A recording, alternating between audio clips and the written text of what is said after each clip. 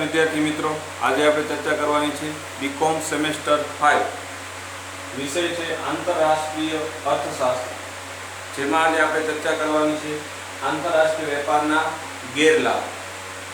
અગાઉ આપણે લેક્ચરમાં આંતરરાષ્ટ્રીય વેપારના લાભોની ચર્ચા કરી કે આંતરરાષ્ટ્રીય વેપારથી છે એ કેવા લાભો પ્રાપ્ત થાય છે તેની આપણે ઊંડાણપૂર્વક ચર્ચા કરી ગયા। હવે આજે આપણે વાત કરવાની છે આંતરરાષ્ટ્રીય વેપારથી થતા છે કેટલા ગેરલાભ છે તેની વાત આજે આપણે કરવાની છે। આંતરરાષ્ટ્રીય વેપાર છે એનાથી છે કેટલાક છે ગેરલાભો જે પ્રાપ્ત થાય છે તેને આપણે આ રીતે છે એ તારવી શકીએ। આ જે મુદ્દાઓ છે તે આંતરરાષ્ટ્રીય વેપારના છે એ ગેરલાભ છે। આંતરરાષ્ટ્રીય વેપારથી જ્યારે વિશ્વના દેશો જોડાય છે તો તેને લાભો અનેક પ્રાપ્ત થાય છે, પણ તેની સાથે આ જે અહીં મુખ્ય જે કેટલાક જે છે એ ગેરલાભ આપ્યા છે તે પણ થાય છે। કોઈ પણ બાબત હોય તેની સિક્કાની બે બાજુ હોય છે, તેવી રીતે આંતરરાષ્ટ્રીય વેપારની પણ છે બંને બાજુ છે। એક છે કે આંતરરાષ્ટ્રીય વેપારથી છે અનેક લાભો પણ પ્રાપ્ત થાય છે, સાથે સાથે કેટલાક ગેરલાભો પણ છે તે પણ થાય છે। તો અહીં આંતરરાષ્ટ્રીય વેપારથી જે કેટલાક મુખ્ય ગેરલાભો જે પ્રાપ્ત થાય છે તેની અહીં વાત કરવામાં છે આવી છે, આપણે તેની વાત કરવાની છે। પહેલું છે કે આંતરરાષ્ટ્રીય વેપારથી જ્યારે બધા દેશો જોડાય છે તો પહેલો લાભ છે પરસ્પરાવલંબનનું જોખમ। પરસ્પરાવલંબનનું જોખમ રહે છે, તે એક પહેલો છે મુદ્દો છે પરસ્પરાવલંબનનું જોખમ। ત્યારબાદ છે ઔદ્યોગિકરણ માં અડચણરૂપ ઔદ્યોગિકીકરણમાં અડચણરૂપ બને છે। ત્યારબાદ છે નબળા દેશોનું છે એ શોષણ થાય છે। ત્યારબાદ છે આર્થિક અસ્થિરતા। તો આટલા જે છે એ મુખ્ય મુદ્દાઓ છે આંતરરાષ્ટ્રીય વેપારના ના ગેરલાભના। તો હવે આપણે આને ઊંડાણપૂર્વક જોઈએ તો પહેલું છે પરસ્પરાવલંબનનું જોખમ। આંતરરાષ્ટ્રીય વેપાર થવાથી દરેક રાષ્ટ્ર છે એ પરાવલંબી બની જાય છે। આંતરરાષ્ટ્રીય વેપાર દ્વારા કેટલીક વસ્તુઓ પોતે કોઈપણ દેશ જે આંતરરાષ્ટ્રીય વેપારથી જોડાય છે તો તેના દ્વારા કેટલીક વસ્તુ પોતે ઉત્પન્ન કરવાને બદલે તે શું કરે છે તો તે વસ્તુની આયાત કરે છે। અને જો આ ચીજ વસ્તુઓમાં જો પ્રાથમિક વસ્તુ હોય કે જીવન જરૂરી જે વસ્તુ હોય, અગત્યની જરૂરિયાત હોય તો, અને બીજું કે શસ્ત્ર સરંજામ હોય કે જે રાષ્ટ્રના સાર્વભૌમત્વની રક્ષા માટે છે અગત્યની છે બાબત છે, તો આવી વસ્તુઓનો જો આધાર બીજા પર રાખવામાં આવે તો એ જોખમકારક સાબિત થાય છે। માની લો કે આંતરરાષ્ટ્રીય વેપારથી બધા દેશો જોડાયેલા છે અને એમના વચ્ચે કોઈ રાજકીય સંબંધો બગડે કે યુદ્ધ જેવી પરિસ્થિતિ કે કટોકટીની પરિસ્થિતિનું જ્યારે નિર્માણ થાય ત્યારે છે આંતરરાષ્ટ્રીય વેપારમાં અવરોધ આવે છે, તો આવી વસ્તુઓની પછી આપણે આયાત કરી શકતા નથી, આવી વસ્તુઓની બીજા પર આપણે અવલંબન રહેવું પડે છે, ત્યારે છે એ દેશો છે તે છે એ મુશ્કેલીમાં મુકાય છે। બે દેશો જ્યારે આંતરરાષ્ટ્રીય વેપારથી જોડાયા, એક દેશ છે બે દેશો એ આંતરરાષ્ટ્રીય વેપારથી જ્યારે જોડાય છે ત્યારે આ દેશ છે અમુક વસ્તુની જે આયાત કરે છે અને અમુક વસ્તુનો નિકાસ કરે છે। જો આ જે આપણી આયાતો છે એ અગત્યની છે, જે માની લો કે પ્રાથમિક જરૂરિયાતની વસ્તુઓ છે, અનાજ છે કે દવા છે કે શસ્ત્રો છે, તેની જો આપણે અન્ય દેશોમાંથી આયાત કરીએ છીએ ત્યારે આ બે દેશ વચ્ચેના જો સંબંધો બગડે તો આ આયાતો છે આપણી બંધ થઈ જશે। એટલે આપણે આ વસ્તુ ઉપર એમ આંતરરાષ્ટ્રીય વેપાર થાય છે તો દરેક દેશને એકબીજા દેશનું પ્રત્યે છે એ જોઈએ તો પરાવલંબી બની જાય છે, બીજા પર આપણે આધાર રાખવો પડે છે આવી વસ્તુ માટે। અને એ આધાર જો આંતરરાષ્ટ્રીય સંબંધો બગડે, જો રાજકીય સંબંધો બગડે તો ઘણી વખત છે એ દેશ છે એ મુશ્કેલીમાં મુકાય છે, ત્યારે છે તાત્કાલિક તેવી વસ્તુનું એ ઉત્પાદન કરી શકતો નથી। તો આ એક છે પરસ્પરાવલંબનનું જોખમ જે છે એ આંતરરાષ્ટ્રીય વેપારના કારણે ઉદ્ભવે છે। આજે જ્યારે વિશ્વના બધા દેશો એકબીજા સાથે આંતરરાષ્ટ્રીય વેપારથી જોડાણા છે તેનાથી લાભો પણ પ્રાપ્ત થાય છે, ઉત્પાદન પણ વધે છે।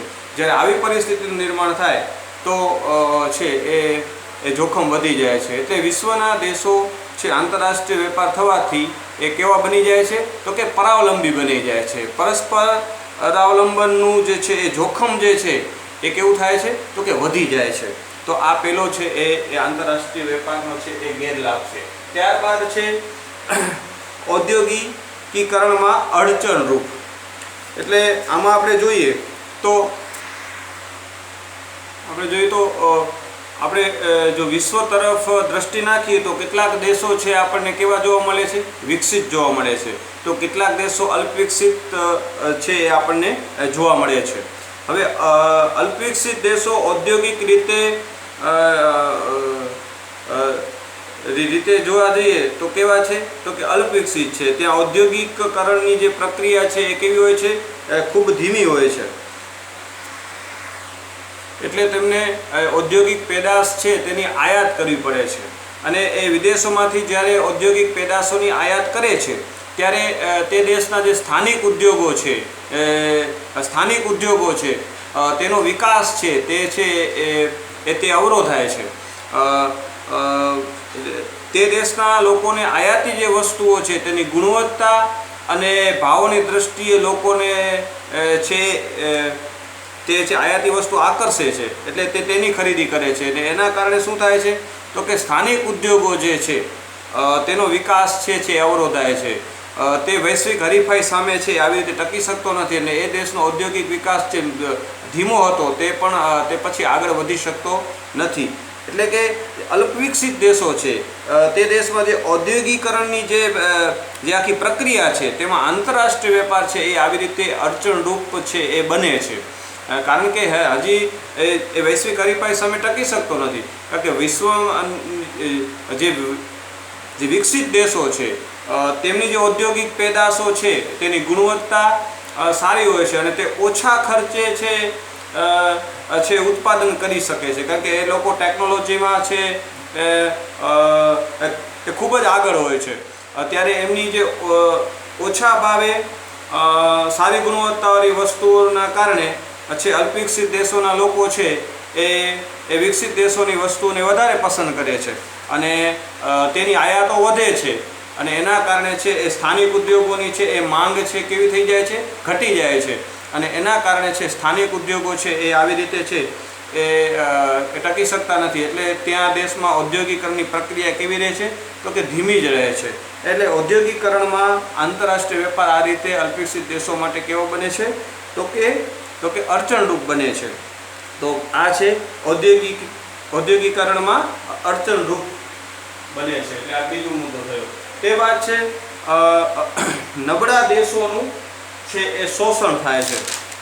નબળા દેશોનું શોષણ.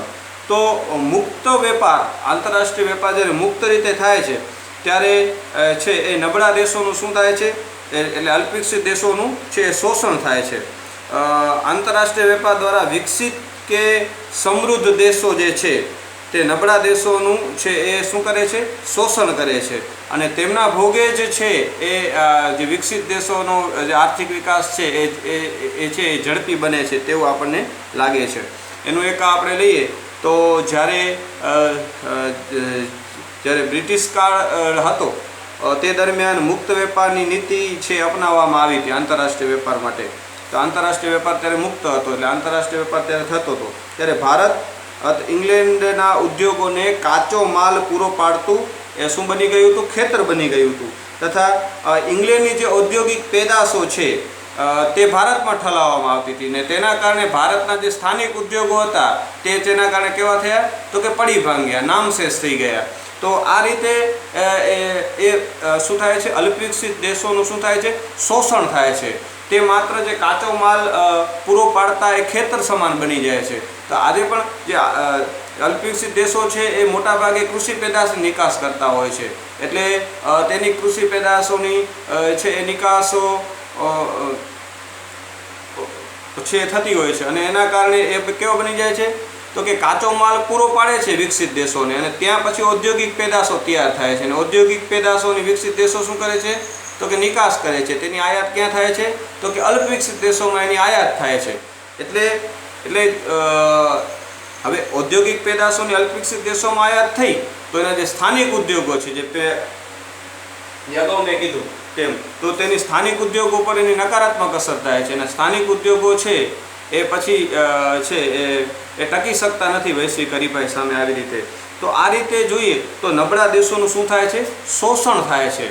તેના જ જે કૃષિ પેદાશો છે તેની જે કુદરતી જે પેદાશો છે તે માત્ર એવું લાગે છે કે વિકસિત જે દેશો છે, સમૃદ્ધ દેશો છે તેના માટે જ હોય અને તેના જ વિકાસ માટે તેઓ છે અલ્પવિકસિત દેશોની જે છે આ સંપત્તિનું છે દોહન કરે છે. અને આ રીતે આપણે જોઈએ તો નબળા દેશો છે અલ્પવિકસિત દેશો છે તેનું શું થાય છે તો કે શોષણ થાય છે. એટલે આંતરરાષ્ટ્રીય વેપાર દ્વારા સૌથી વધારે જો લાભ થતો હોય તો કોને થાય છે તો કે વિકસિત દેશોને થાય છે તેવું આપણને છે લાગે છે. નબળા દેશોનું છે એ શોષણ થાય છે.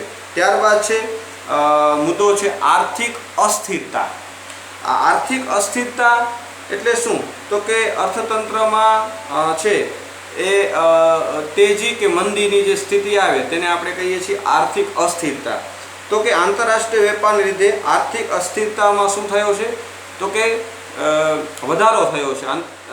આર્થિક અસ્થિરતામાં વધારો આપણને જોવા મળે. તેનું જે છે એ શ્રેષ્ઠ ઉદાહરણ આપણે લઈ શકીએ તો કે જે છે 1929ની જે મહામંદી જે આવી હતી વિશ્વમાં, તો એનું છે એ શ્રેષ્ઠ ઉદાહરણ છે. તો આ મંદીના આરંભ છે એ ક્યાંથી થયો તો કે અમેરિકામાંથી થયો હતો અને બહુ ઝડપથી એ આખા વિશ્વના જે અન્ય દેશોના અર્થતંત્રને પણ તેની છે તે મંદીની અસર થઈ હતી. કેમ કે અમેરિકાની આયાતો અને નિકાસોમાં શું થયો તો કે ઘટાડો થયો અને તેની સાથે અમેરિકાનો જે મુક્ત વેપાર હતો તે આખો કેવો થઈ ગયો તો કે એનો જે મૂડીનો વ્યવહાર હતો તે કેવો થઈ ગયો તો કે ખોરવાઈ ગયો અને તેની અસરો છે વિશ્વના અન્ય દેશોને થઈ. એટલે એક દેશમાં આવેલી મંદી જે છે એ બીજા દેશ અન્ય વિશ્વના અન્ય દેશોને પણ અસર કરે છે. એનું કારણ છે કે વિશ્વના બધા દેશો જ્યારે આંતરરાષ્ટ્રીય વેપારથી જોડાયેલા હોય છે ત્યારે તેની અસરો આ રીતે થતી હોય છે. ત્યારબાદ જોઈએ તો કે 2008માં જે અમેરિકામાં બેન્કિંગ ક્ષેત્રમાં જ્યારે નાણાકીય કટોકટી સર્જાઈ ત્યારે પણ છે એ વિશ્વમાં છે આયાત નિકાસો પર તેની પ્રતિકૂળ અસર થઈ અને છે આર્થિક વિકાસમાં છે એ ઘટાડો થયો. આમ આંતરરાષ્ટ્રીય વેપારથી બધા દેશો જોડાય છે ત્યારે એકબીજા પરનું પરસ્પર અવલંબન છે એ વધી જાય છે અને જેમ જેમ આંતરરાષ્ટ્રીય વેપાર વધતો જાય છે, એનું કદ વિસ્તરતું જાય છે, તેમ તેમ પરસ્પર અવલંબન છે એ વધતું જાય છે અને તેના કારણે છે એ આર્થિક અનિશ્ચિતતાઓ પણ છે એ વધતી જાય છે. કોઈ એક દેશમાં આવેલી મંદી એ ઝડપથી વિશ્વના અન્ય દેશો સુધી છે એ પ્રસરી જતી હોય છે. તે કેવી રીતે પ્રસરે છે તે આપણે જોઈએ. માની લો કે અહીં વિશ્વના જુદા જુદા દેશો છે. હવે કોઈ એક દેશમાં મંદી આવી કોઈ કારણોસર, મંદીનું જે શરૂઆત થશે એટલે એના કારણે આપણે જોઈએ તો અસરકારક માંગ છે એમાં ઘટાડો થશે. હવે આ દેશમાં માની લો કે કોઈ કારણોસર છે એ મંદી આવી ત્યારે આ દેશની જે માંગ જે છે એમાં શું થશે તો કે છે ઘટાડો થશે. હવે માંગ એની ઘટી, મંદી આવી એટલે અસરકારક માંગમાં ઘટાડો થયો એટલે આ દેશ છે એ અન્ય દેશોમાંથી શું કરે છે ચીજ વસ્તુની પછી આયાત પણ કરતો આંતરરાષ્ટ્રીય વેપારથી જોડાયેલો છે એટલા માટે અને આ દેશમાંથી કેટલીક વસ્તુની છે નિકાસ પણ થતી હશે. એટલે હવે આ દેશમાં છે અસરકારક માંગમાં ઘટાડો થયો એટલે એની આયાતોમાં શું થશે તો કે આયાતો ઘટશે, આયાતો ઘટે છે અને આયાતો ઘટી એટલે આ દરેક દેશની માંથી દરેક દેશ છે આના એ દેશ સાથે જોડાયેલા છે. માની લો કે એ નામ આપી અને બી સી આ ડી, તો એ દેશની આયાતો ઘટી તો સાથે બધા જ આ દેશો છે એ તે શું કરતા હતા, આ દેશમાં નિકાસ કરતા હતા એ દેશમાં. એટલે એ દેશ આ બધા બી સી અને ડી માંથી શું કરતો હતો આયાત કરતો હતો. એટલે તમામ દેશોની જે છે એ નિકાસોમાં શું થશે તો કે ઘટાડો થશે. આ બી દેશની નિકાસો ઘટી, એ દેશની નિકાસ, ડી દેશની પણ નિકાસ ઘટી, એવી રીતે સી દેશની પણ નિકાસમાં ઘટાડો થયો. એટલે એની નિકાસો ઘટાડો થયો એટલે ત્યાં નિકાસ કરતા ઉદ્યોગો જે છે તેની છે એ માંગ ઘટી. એટલે ત્યાં જે લોકો નિકાસ કરતા ઉદ્યોગોમાં જે કામ કરે છે, કામદારો કે ઉત્પાદનના સાધનો, તેની ડિમાન્ડ પણ ઘટશે. એટલે તે કામદારોને છૂટા કરી નાખશે, ડિમાન્ડ ઘટશે એટલા માટે. તો એ જે કામદારો છે તે ઉત્પાદનના જે સાધનો છે એની આવક પર અસર થઈ. એટલે એની આવક કેવી થઈ ગઈ? ઘટી ગઈ. હવે એની આવક ઘટી તો એની પણ માંગ કેવી થઈ ગઈ? તો કે ઘટી ગઈ. એટલે એની માંગ કે એક વસ્તુની અનેક વસ્તુઓની હશે. એવી રીતે બી, ડી અને સી દેશોમાં પણ આ રીતે છે એ જે અસરકારક માંગ છે એમાં શું થશે? ઘટાડો થશે. અને આ બી, સી અને આ જે આ દેશો છે બીજા દેશો સાથે પણ આંતરરાષ્ટ્રીય વેપારથી જોડાયેલા હોય. માની લો કે ઈ દેશ સાથે જોડાયેલા છે તો એની અસર એને પણ થશે.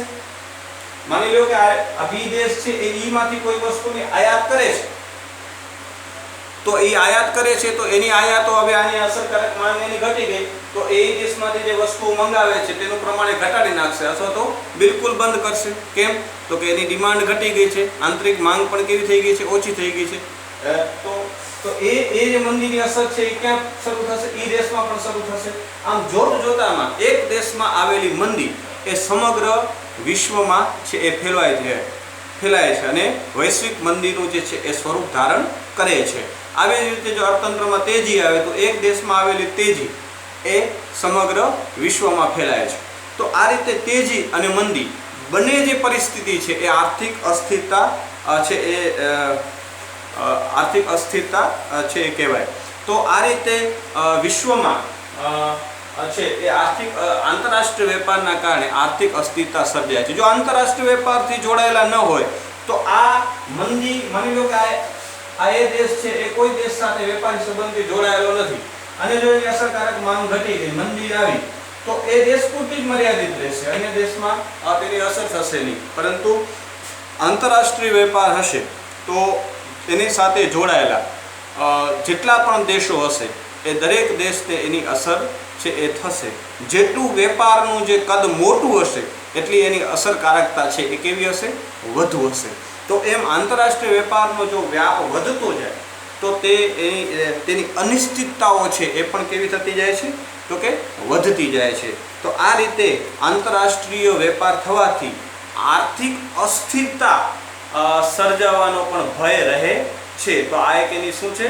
આ એનો એક ગેરલાભ છે, એમાં આપણે છે એ કહી શકીએ. તો આટલી બાબતો છે એ આંતરરાષ્ટ્રીય વેપારના છે એ ગેરલાભો છે એ એમાં આપણે કહી શકીએ. ત્યારબાદ છે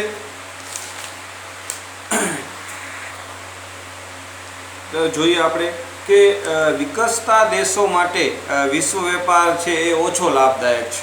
હવે આપણે આના પરથી કહી શકીએ કે વિકસતા જે દેશ છે, વિકાસશીલ દેશ છે, તેમને આંતરરાષ્ટ્રીય વેપારથી છે એ લાભદાયક છે, પરંતુ કેવો છે? ઓછો લાભદાયક છે. આપણે એના ગેરલાભમાં જોયું એ આધારે પણ આપણે કહી શકીએ. હવે આંતરરાષ્ટ્રીય વેપારનો જે છે રૂઢિગત જે સિદ્ધાંત છે તે એવું જણાવે છે આપણને કે આંતરરાષ્ટ્રીય વેપાર થશે તો વિશ્વના જે છે કુલ ઉત્પાદનમાં શું થશે? તો કે વધારો થશે અને વિકાસશીલ દેશો છે તેમને વિસ્તૃત બજારો પણ પ્રાપ્ત થશે અને વિકાસશીલ દેશો કે અલ્પવિકસિત દેશોને પોતાનો આર્થિક વિકાસ કરવા માટે ઉત્પાદનના સાધનો છે, એ ટેકનોલોજી છે કે કાચા માલ માટે જે છે એ નવા જે છે એ બજારો, નવા પ્રાપ્તિ સ્થાનો છે એ પ્રાપ્ત થશે. આ બધા જ જે છે એ લાભો છે એ આંતરરાષ્ટ્રીય વેપારના જે પરંપરાગત જે એના જે રૂઢિગત સિદ્ધાંત છે તે જણાવે છે. પરંતુ વિકાસશીલ દેશો આ સિદ્ધાંતની જે યથાર્થતા છે તે અંગે કેવા છે? તો કે શંકાશીલ છે એ જણાય છે. તેમજ જે આજના આંતરરાષ્ટ્રીય વેપારની છે એ વિરુદ્ધમાં તેમને કેટલીક છે એ ફરિયાદો છે જે આ પ્રમાણે છે. તેઓ કહે છે કે ના, એવું નથી. જે આ સારી બાબતો દર્શાવે છે કે વિકાસ કુલ ઉત્પાદનમાં વધારો થાય છે અને આ રીતે વિશાળ બજારો એમને પ્રાપ્ત થશે અને નવા ઉત્પાદનના સાધનો મેળવવા માટે નવી ટેકનોલોજી મેળવવા નવા પ્રાપ્તિસ્થાનો પ્રાપ્ત થશે. તો આ અંગે તેઓ શંકાશીલ છે કે તેમને કેટલીક આજના જે આંતરરાષ્ટ્રીય વેપાર સામે કેટલીક ફરિયાદો છે તે આપણે છે એ જોઈએ. તો એમનું કહેવું એવું છે કે આંતરરાષ્ટ્રીય વેપારથી વિકસિત દેશોનો છે એ વધારે ફાયદો થાય છે કે અલ્પવિકસિત કે વિકાસશીલ દેશોને એટલો ફાયદો થતો નથી કે ઓછો ફાયદો થાય છે. તો એનું કારણ શું છે અને એની સામે કેટલીક એમને ફરિયાદો છે તે અહીં આપણે છે એ જોઈએ. તો આંતરરાષ્ટ્રીય વેપારને પરિણામે આજે વિશ્વ સ્તરે આવક અને સંપત્તિની અસમાનતામાં છે એ વધારો થયો છે. વિકસિત દેશોએ વિકાસશીલ રાષ્ટ્રના ભોગે એ પોતાનો આર્થિક વિકાસ છે એ સિદ્ધ કર્યો છે અને તેઓ સમૃદ્ધિ છે એ પ્રાપ્ત કરી છે તેવું કહેવું છે. અલ્પવિકસિત દેશો માટે આંતરરાષ્ટ્રીય વેપાર વિકાસનું એક એન્જિન સમાન હતું. તે માત્ર 19મી સદી પૂરતું હતું. તેના દ્વારા છે જે તે દેશો તે વખતે એ આર્થિક વિકાસ આંતરરાષ્ટ્રીય વેપાર દ્વારા એ આર્થિક વિકાસ છે એ કરી શક્યા. એટલે એ 19મી સદી પૂરતું મર્યાદિત હતું. તો કે આજે એ જોવા નથી મળતું તેવું કહે છે કે આજે શું જોવા મળે છે કે વિશ્વ સ્તરે આંતરરાષ્ટ્રીય વેપારના કારણે આવક અને સંપત્તિમાં શું જોવા મળે છે? અસમાનતા જોવા મળે છે તેવી એક ફરિયાદ છે એ વિકાસશીલ દેશોની. ત્યારબાદ છે આજના ઘણા વિકાસશીલ રાષ્ટ્રો બીજા વિશ્વયુદ્ધ પહેલાં પૂર્વ સામ્રાજ્યવાદી રાષ્ટ્રોની ગુલામી હેઠળ છે એ જીવતા હતા કે એના હેઠળ હતા. સામ્રાજ્યવાદી રાષ્ટ્રોની નીતિના પરિણામે આ વિકાસશીલ રાષ્ટ્રો છે એ કાચો માલ પૂરો પાડતા ખેતરો બની ગયા હતા. અને આજે વિશ્વ સ્તરે એ તુલનાત્મક લાભનું જે માળખું છે એ કુદરતી નથી પરંતુ સભાનપણે સર્જવામાં આવેલું માળખું છે એ જોવા મળે છે. એ વિકાસશીલ રાષ્ટ્રો હંમેશા છે એ ખેતી પ્રધાન દેશો જ બની રહે એ માટે આજે પણ તુલનાત્મક લાભની દલીલ રજૂ કરવામાં આવી છે કે આવે છે. તો આ રીતે જે વિકાસશીલ રાષ્ટ્રો છે તે માટેનું જે આખું જે આજે જે જોવા મળે છે તુલનાત્મક લાભનું જે માળખું તે જે કુદરતી નથી પરંતુ કેવું છે સભાનપણે સર્જવામાં આવેલું છે એ આખું માળખું છે. એટલે કે વિકાસશીલ દેશો માત્ર કેવા બની રહે તો કે ખેતી પ્રધાન જ બની રહે અને વિકસિત દેશો જે છે એને કાચો માલ પૂરો છે પાડતા રહે અને એ પોતાનો વિકાસ દ્વારા જે ઔદ્યોગિક પેદાશો છે એની નિકાસ છે એ વિકાસશીલ દેશોમાં કરે અને તેમનો છે એ ઔદ્યોગિક વિકાસ છે એ કેવો રહે તો સ્થિર જ રહે, એનાથી આગળ વધે નહીં. તો આ રીતનું એક જે આખું જે છે એ તુલનાત્મક લાભ છે એ વિકાસશીલ દેશોને કે વિકાસશીલ દેશોને માત્ર કૃષિમાં જ પેદા થાય છે એવું રીતે સભાનપણે છે એક આખું કૃત્રિમ જેને કહેવાય ને સભાનપણે સર્જવામાં આવેલું એક માળખું છે પરંતુ છે કુદરતી નથી એવું એમનું કહેવું છે. તો આ રીતે એવી નીતિ છે કે વિકાસશીલ દેશો માત્ર કેવા બની રહે તો કે કૃષિ પ્રધાન જ બની રહે એ રીતની આખી છે એ દલીલ છે એ રજૂ કરવામાં છે એ છે આવી છે. તો આ એક ફરિયાદ છે વિકાસશીલ દેશોને. ત્યારબાદ છે વિકાસશીલ દેશોની વેપારની શરતો એ વધુ છે એ પ્રતિકૂળ બનતી રહે છે બનતી જાય છે પ્રતિકૂળ જ બનતી જાય છે. વેપારની શરતો છે એ હંમેશા તેમની વિરુદ્ધ છે એ જોવા મળે છે. એટલે વિકાસશીલ દેશોની જે છે નિકાસની ચીજવસ્તુના બદલામાં પ્રાપ્ત થતી જે આયાતી વસ્તુનું પ્રમાણ છે એ કેવું થતું જાય છે એ સતત ઘટતું જોવા મળે છે. પરિણામે આંતરરાષ્ટ્રીય વેપાર વિકસિત દેશોને લાભ વધુ મળે છે અને વિકાસશીલ દેશોને છે એ લાભ એમાંથી કેવો મળે છે તો કે ઓછો લાભ મળે છે.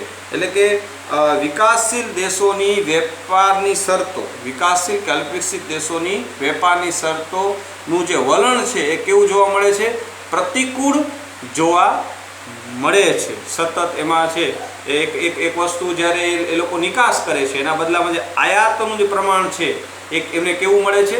સતત ઓછું મળી રહ્યું છે. તો આ પણ એક એમની દલીલ છે અને એના કારણે આંતરરાષ્ટ્રીય વેપારથી વધારે ફાયદો કોને થાય છે? તો કે વિકસિત દેશોને થાય છે. વિકાસશીલ કે અલ્પવિકસિત દેશોને તેમાંથી લાભ કેવો મળે છે? ઓછો લાભ પ્રાપ્ત થાય છે. ત્યારબાદ છે વિકાસશીલ દેશોની કુદરતી વસ્તુઓની નિકાસ વધતી નથી અથવા તો તેમાં છે એ ઘટાડો થતો જાય છે. તેનું એક કારણ વિકાસશીલ દેશોની સિન્થેટિક એટલે કૃત્રિમ વસ્તુઓની શોધ કરવામાં આવી છે. જે કેટલીક વસ્તુઓ પહેલાં કુદરતી વસ્તુઓની જે વિકાસશીલ દેશો માંથી જે આયાત કરવામાં આવતી, અલ્પવિકસિત દેશોમાંથી જે આયાત કરવામાં આવતી અને તેમાંથી જે વસ્તુ બનતી તૈયાર વસ્તુ, તો એમાં જે કાચો માલ જે કુદરતી બાબતો જે વપરાતી હતી કુદરતી વસ્તુઓ તેની જગ્યાએ તેમને હવે એના જેવી કૃત્રિમ વસ્તુઓની શોધ કરી લીધી છે અને એના કારણે છે એમની જે આ કુદરતી વસ્તુ હતી એની ડિમાન્ડ કેવી થઈ ગઈ છે? તો કે ઘટી ગઈ છે. તો તેના કારણે એમની કુદરતી જે વસ્તુઓ જે અમુક હતી તો તેની જે નિકાસ છે વિકાસશીલ દેશોને કેવી થઈ ગઈ છે? તો કે સ્થિર થઈ ગઈ છે અથવા તો ઘટી રહી છે. તો વિકસિત દેશોની ટેકનોલોજીકલ પ્રગતિમાં કેવા છે? તે લોકો આગળ છે વિકસિત દેશો. આ રીતે પોતાના ઉત્પાદન ખર્ચમાં તે શું કરે છે? તો કે ઘટાડો લાવે છે, ટેકનોલોજીમાં આગળ છે અને તેથી ચીજવસ્તુના ભાવો ઘટે છે. પરંતુ આ ભાવો ઘટાડાનો લાભ જે છે એ વિકાસશીલ દેશોને આપવામાં આવ્યો નથી. તે ભાવો ઘટાડે છે આ રીતે, પણ તેમ છતાં પણ વિકાસશીલ દેશોને એમની આ જે ઉત્પાદન છે એના ભાવ ઘટાડાનો જે લાભ છે એ વિકાસશીલ દેશોને એ પ્રાપ્ત થતો નથી. આ રીતે આવી ઘણી વસ્તુઓ જે છે એ આવી રીતે કૃત્રિમ વસ્તુ જે બનાવવામાં આવે છે અને એના કારણે જે કૃષિ પેદાશો જે કુદરતી જે વસ્તુઓ છે તેની પણ જે છે એ માંગ છે વિકાસશીલ દેશોમાં આ રીતે ઘટી જાય, વિકસિત દેશોમાં માંગ આવી રીતે ઘટી જાય તો પછી એમને છે આંતરરાષ્ટ્રીય વેપારથી લાભ છે જે પ્રાપ્ત થાય છે તેમાં શું થાય છે? આ રીતે ઘટાડો થાય છે.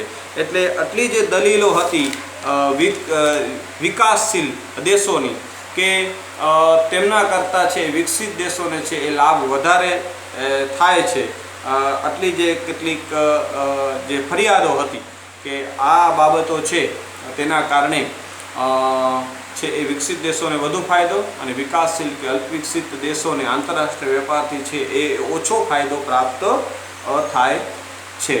તો આજે મિત્રો આપણે જોયું તે આંતરરાષ્ટ્રીય વેપારના છે એ ગેરલાભની વાત કરી.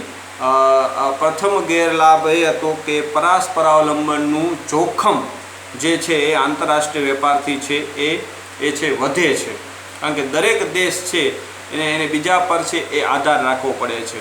દરેક દેશ જ્યારે આંતરરાષ્ટ્રીય વેપારથી જોડાય છે ત્યારે કેટલીક વસ્તુની નિકાસ કરે છે અને બદલામાં બીજી વસ્તુ છે અન્ય દેશોમાંથી તે મેળવી લે છે અને પોતાના દેશમાં તેનું ઉત્પાદનને શું કરે છે? બંધ કરે છે. એ આપણે આગળ જ્યારે સિદ્ધાંતોમાં જોશું ત્યારે વધારે આપણને ખ્યાલ આવશે. ત્યારબાદ છે ઔદ્યોગિકીકરણમાં અડચણરૂપ. અલ્પવિકસિત દેશોમાં ઔદ્યોગિકીકરણમાં છે આંતરરાષ્ટ્રીય વેપાર છે એ આ રીતે છે કેવું બને છે? અડચણરૂપ બને છે, અવરોધરૂપ બને છે.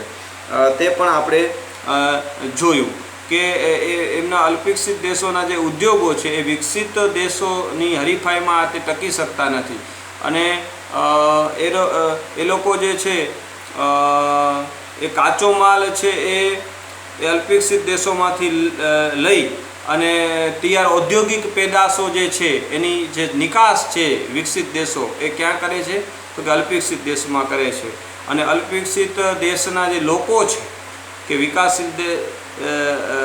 વિકસતા દેશોના જે લોકો છે તેને વિકસિત દેશોની વસ્તુઓ ગુણવત્તાની દૃષ્ટિએ અને પાછી ભાવની દૃષ્ટિએ કેવી લાગે છે? સસ્તી લાગે છે. એટલે અલ્પવિકસિત દેશોના કે સ્થાનિક ઉદ્યોગો છે એ આ રીતે છે એ ટકી શકતા નથી. એટલે આંતરરાષ્ટ્રીય વેપાર રીતે ઔદ્યોગિકરણમાં અડચણરૂપ સાબિત થાય છે. તો પણ ત્યારબાદ છે નબળા દેશોનું છે એ કેવું થાય છે? શોષણ થાય છે. અલ્પવિકસિત દેશો છે, વિકસતા દેશો છે તેને આંતરરાષ્ટ્રીય વેપારથી લાભ ઓછો મળે છે અને ક્યાંક ને ક્યાંક તેમનું આ રીતે શોષણ થતું હોય તેવું લાગે છે. તે માત્ર કાચો માલ પૂરો પાડવાના ખેતરો બનીને રહી જાય છે.